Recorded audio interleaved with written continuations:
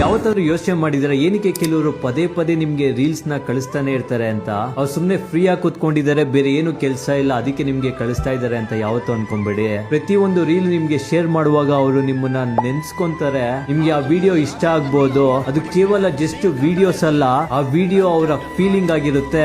ಕೆಲವರು ನಿಮ್ಮ ಹತ್ರ ನೇರವಾಗಿ ಮಾತಾಡಕ್ಕೆ ಇಷ್ಟ ಪಡಲ್ಲ, ಆದ್ರೆ ಅವರು ರೀಲ್ಸ್ ಮೂಲಕ ಫೀಲಿಂಗ್ ನ ನಿಮ್ಮ ಬಳಿ ಶೇರ್ ಮಾಡ್ಕೊಂತಾರೆ. ಪ್ರತಿಯೊಂದು ನೋಟಿಫಿಕೇಶನ್ ಹಿಂದೆ ಒಂದು ಹಿಡನ್ ಮೆಸೇಜ್ ಇರುತ್ತೆ, ಪ್ರತಿಯೊಂದು ಶೇರ್ ಹಿಂದೆ ಒಂದು ಕನೆಕ್ಷನ್ ಇರುತ್ತೆ. ಆದ್ರೆ ನಾವೇನ್ ಮಾಡ್ತೀರಿ, ಅವರು ಟೈಮ್ ಪಾಸ್ ಮಾಡ್ತಿದ್ದಾರೆ ಅಂತ ಆ ರೀಲ್ ನ ಇಗ್ನೋರ್ ಮಾಡ್ತೀರಿ. ಸೊ ಹಾಗಾಗಿ ನೆಕ್ಸ್ಟ್ ಟೈಮ್ ಇಂದ ಯಾರಾದ್ರೂ ನಿಮ್ಗೆ ರೀಲ್ ನ ಶೇರ್ ಮಾಡಿದ್ರೆ ಆ ರೀಲ್ ನ ಜಸ್ಟ್ ವಾಚ್ ಮಾಡಬೇಡಿ, ಅದನ್ನ ಫೀಲ್ ಮಾಡ್ಕೊಳ್ಳಿ, ಅವರು ನಿಮ್ಮನ್ನ ನೆನಪು ಮಾಡ್ಕೊಂತಿದ್ದಾರೆ ಅಂತ. Thank you. ಯಾವತ್ತಾದ್ರೂ ಯೋಚನೆ ಮಾಡಿದ್ರೆ ಏನಕ್ಕೆ ಕೆಲವರು ಪದೇ ಪದೇ ನಿಮ್ಗೆ ರೀಲ್ಸ್ ನ ಕಳಿಸ್ತಾನೆ ಇರ್ತಾರೆ ಅಂತ? ಅವ್ರು ಸುಮ್ನೆ ಫ್ರೀ ಆಗಿ ಕುತ್ಕೊಂಡಿದ್ದಾರೆ, ಬೇರೆ ಏನು ಕೆಲಸ ಇಲ್ಲ, ಅದಕ್ಕೆ ನಿಮ್ಗೆ ಕಳಿಸ್ತಾ ಇದ್ದಾರೆ ಅಂತ ಯಾವತ್ತೂ ಅನ್ಕೊಂಬೇಡಿ. ಪ್ರತಿಯೊಂದು ರೀಲ್ ನಿಮ್ಗೆ ಶೇರ್ ಮಾಡುವಾಗ ಅವರು ನಿಮ್ಮನ್ನ ನೆನ್ಸ್ಕೊಂತಾರೆ. ನಿಮ್ಗೆ ಆ ವಿಡಿಯೋ ಇಷ್ಟ ಆಗ್ಬೋದು, ಅದು ಕೇವಲ ಜಸ್ಟ್ ವಿಡಿಯೋಸ್ ಅಲ್ಲ, ಆ ವಿಡಿಯೋ ಅವರ ಫೀಲಿಂಗ್ ಆಗಿರುತ್ತೆ.